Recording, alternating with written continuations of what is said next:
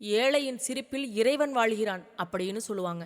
அவங்களுக்கு செய்யக்கூடிய உதவியே இறைவனுக்கு செய்யக்கூடிய உண்மையான வழிபாடாகும். அப்படிப்பட்ட வழிபாட்டை தான் ஸ்ரீ பிரபஞ்சம் அறக்கட்டளை 10 வருடங்களுக்கு மேலா செஞ்சுட்டு வராங்க. இந்த உலகத்துல பிறக்கக்கூடிய ஒவ்வொரு குழந்தையும் கனவுகளோட தான் பிறக்குது.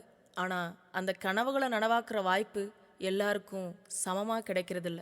சிலருக்கு வறுமை தடையா இருக்கு, சிலருக்கு சூழ்நிலை சுவரா நிற்குது.